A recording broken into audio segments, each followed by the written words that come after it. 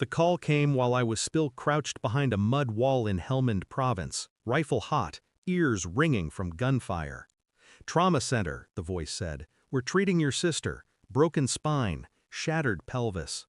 Then her voice, ragged, broken, leaking through the static. "He pushed me, my fiancé, down the stairs, because I wouldn't pay for his wedding. He said I'd never walk again." The line trembled. Then my mother's voice took over, sharp as a blade. "Your operation is canceled. The chopper's waiting. Come home now." The world around me fell silent. The firefight was still raging, but I heard nothing, only her words. My sister, paralyzed, discarded, betrayed by the man she trusted most. And me, thousands of miles away, weapon in hand, while the real enemy was waiting in my own bloodline. I landed in silence. No celebration, no banners, just the weight of what waited at the hospital. She was pale when I saw her. A body broken, legs useless, tubes and wires where freedom should have been. Her eyes met mine. "He smiled when he pushed me," she whispered. I felt the rage rise, but I buried it. Rage is noise, and noise is weakness. Her fiancé, Michael, charming, polished, a man who had wormed his way into our family with smiles and soft promises.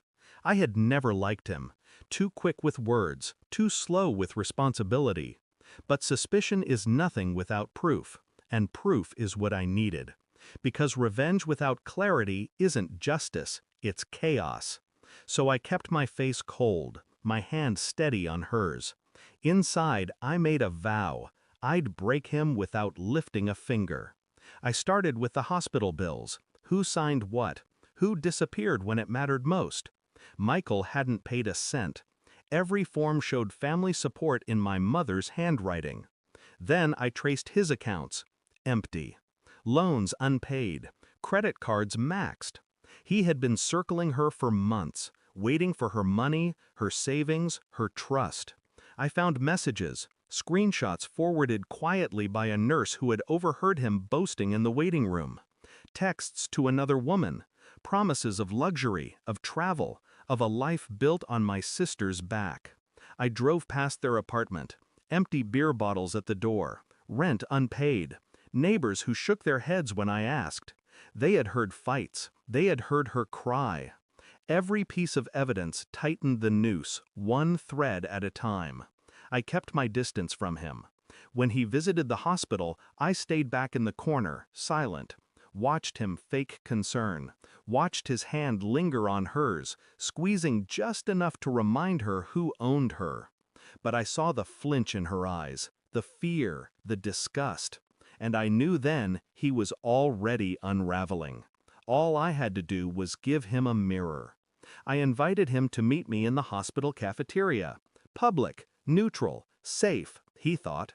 I slid a file across the table. Bank records, screenshots, witness statements.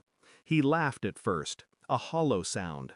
But when his eyes reached the line about another woman, her address, her photo, the money transfers, his smirk collapsed. "You don't understand," he stammered. I leaned forward. "I understand perfectly. You never wanted her. You wanted what she could give you." His face drained. He looked around, desperate for escape. But the walls were closing in, and he knew it. I didn't raise my voice. I didn't move. I just let him sit in the weight of his own rotting truth. And for the first time, he couldn't spin it, couldn't talk his way out. I didn't strike him.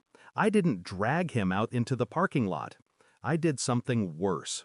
I handed copies of the file to the hospital administrator, the police, her lawyers, and his family. Each one neatly bound, each one undeniable. By the time he stood from the cafeteria cable, his phone was already buzzing with messages. His world was collapsing in real time. When he returned to the hospital room, my sister didn't look at him, not once. She turned her face away, as if he were already gone. I watched him shrink in her silence, watched his hands tremble when no one reached back, and in that quiet, his power disintegrated. I sit by my sister's bed now. She sleeps, machines breathing with her. Her body broken, yes, but not her spirit. She survived him. That's what matters. And me, I've learned something. Vengeance isn't fire. Fire burns out. Vengeance is ice. Slow, precise. It seeps into the cracks and freezes everything hollow until it shatters. Michael will live, but in ruins, with every door shut, every lie exposed, every hand withdrawn. That's a fate worse than anything I could have done with fists. I look at her one last time before I leave. Her hand twitches in sleep, reaching for freedom she'll never have again. I whisper, not to her, but to myself, "He'll never take another step on your back." And I walk away. Because the coldest revenge is leaving them alive with nothing left to destroy but themselves. Thanks for watching. Don't forget to like, share, and comment. Subscribe now to Cheating Stories Insight World for more amazing stories.